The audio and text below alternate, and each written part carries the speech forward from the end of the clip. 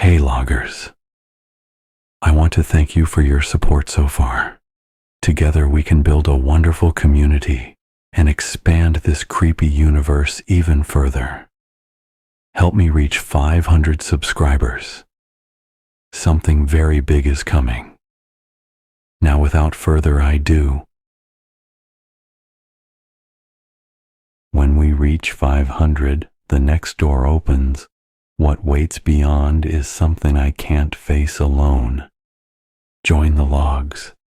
Stay aware. Stay afraid. Let's dive into today's story.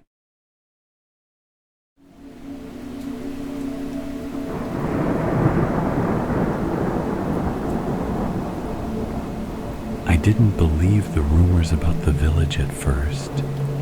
A mountain town, mostly forgotten. No phone service, no internet, no signs even leading to it. Just a patch of moss-covered asphalt barely wide enough for a car, and the faded letters of a name no one seemed to pronounce the same way twice. I came to photograph decay for a university project. Old wood, collapsed roofs, moss-choked wells. That's what I was after. But what I found was a house with no corners. At first glance, it looks normal. 2 stories. Faded white paint. Shutters crooked like eyelids half shut. But once inside, you notice it. The angles are wrong. Not just tilted, missing. Every room is subtly curved. No sharp edges. No true 90-degree connections, like someone had melted the corners off with heat, then painted over it. Even the furniture is round. No tables, just stumps. No chairs, just stone rings with cushions. There's no ceiling light, just a hole in the roof that shouldn't be there. It lets moonlight in no matter what direction the moon is in. I stayed the night because I was too far out to return before dark. Big mistake. Around 2 a.m., I heard shifting behind the walls. Not mice, not wind. Breathing. Slow, heavy. Like something large was pressing its chest against the inside of the structure, like it had learned how to mimic the creaks of wood and pipes, just wrong enough to feel like an accident. And then something scratched behind the wallboards, a long drag, followed by 3 taps, like knuckles on bone. The photos I took that day, gone. Camera still has memory, but every image is pure white, even the ones taken outside. I tried to sleep, but the light from the ceiling hole never dimmed. It stayed cold blue, casting long shadows that never matched my body's position. And just before I passed out, I saw something. A shape forming in the curvature of the wall. Something between the layers. A face. Stretched flat, smiling without lips.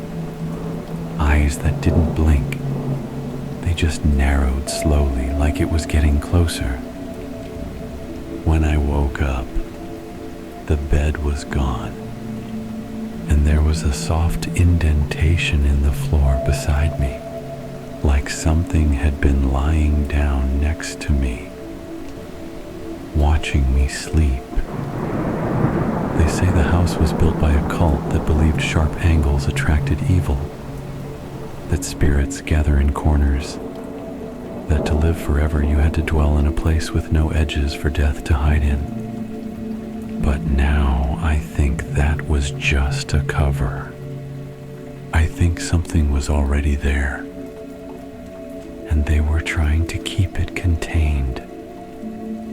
Tomorrow I'm leaving, but tonight, the ceiling hole is gone, and I swear the walls are a little closer, just enough that I can hear the breathing again, and this time, it's in rhythm with mine. I should have left. I tried. I packed at sunrise, shaking from whatever fever dream I'd half slept through, only to find the front door wasn't there anymore. Not boarded up, not stuck, just wall. Perfectly smooth, like it had never been cut, like the house had decided to unbuild the exit. I ran room to room. No windows, no staircase, just an endless spiral upward, always bending, never reaching a second floor. It wasn't architecture anymore. It was an organ, a structure grown, not built, and I was its infection. I started hearing voices, my own at first, whispering things I never said but sounding exactly like me, apologizing, crying, pleading for someone I didn't know. Then other voices joined. One sounded like my mother, another like a little girl I'd never met, giggling and saying, "Don't step on the cracks."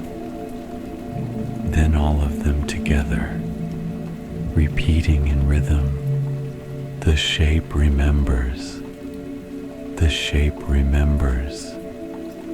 I found the basement door in a place where no door had been before.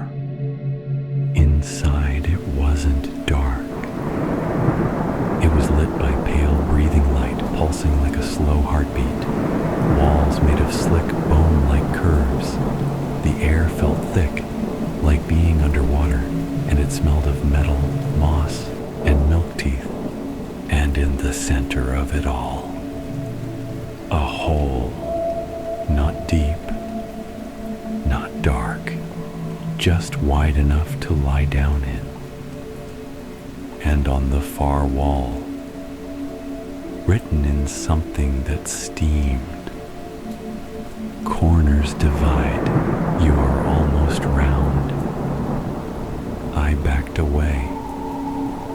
That's when the house began flexing. The walls pushed inward, bending like rubber. Furniture flowed like wax. Doorways twisted sideways until they were just slits. I ran. But no matter how far I went, I ended up back in the room with the hole. Always the same room. Always that breathing silence. And then the thing stepped out. Not from the hole. From the wall.